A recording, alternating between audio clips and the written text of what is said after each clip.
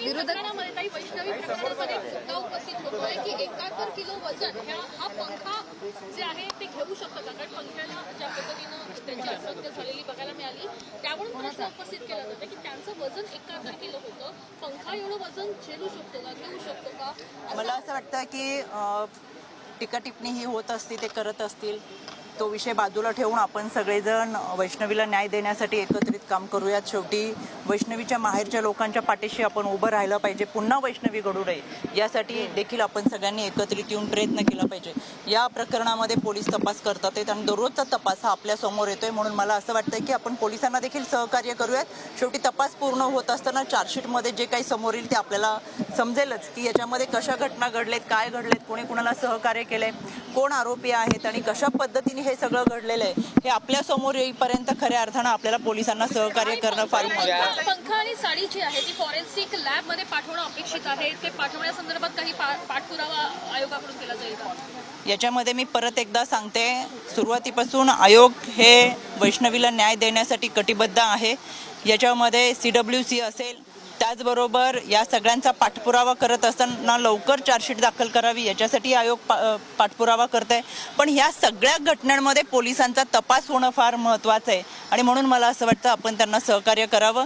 जी काही मदत याच्यामध्ये लागेल, जी काही भूमिका निभवावी लागेल ती आयोग ठामपणे निभवावी. आज एक महत्त्वाची बैठक पार पडली, पण आता नाराजीचा सूर सुरू झालेला आहे. तुमच्या स्वतःच्या पक्षातले आबा पांडे ज्या माजी सदस्य राहिलेल्या आहेत पहिल्या आयोगाच्या, विदर्भ मराठवाड्यातल्या अनेक माजी सदस्यांना बोलवलं नाही असं नाराजीचा सूर समोर आलं.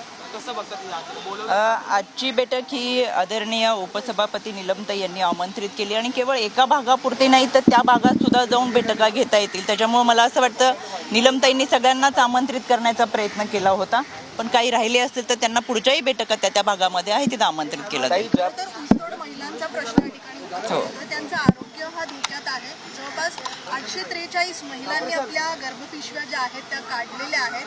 अतिशय गंभीर बाब आहे. कसं पाहता या सगळ्याकडे आजकाल? गेल्या 3.5 वर्षामध्ये आम्ही याच्यावरती काम केलेलं आहे. याच्यासाठी महामंडळ जे नेमलं गेलेलं आहे त्याच्या अंतर्गत ऊसतोड कामगारांच्या महिलांच्या मुलांच्या शिक्षण सुविधा, आरोग्य, त्याचबरोबर अशा पद्धतीने गर्भपिशवी काढणं, याच्यासाठी त्यांचा स्वतःचा अवेअरनेस त्यांची खऱ्या अर्थानं ह्या काउन्सिलिंगच्या माध्यमातून करणं हे गेल्या अनेक वर्षापासूनचं काम सुरू आहे. आणि म्हणूनच मला असं वाटतं की या सगळ्यांचा आपण पाठपुरावा करतोय, त्याची चाचपणी करतोय आणि त्या लोकांपर्यंत पोहोचून नक्की काय त्यांना अपेक्षित आहे, काय सुविधा दिल्या पाहिजे हे पाहतोय आणि म्हणूनच ही आकडेवारी आपल्या समोर आलेली आहे. याच्यावरती सुद्धा अतिशय प्रभावीपणे काम हे आम्ही इथून पुढेही करू, आतापर्यंतही करत आलो.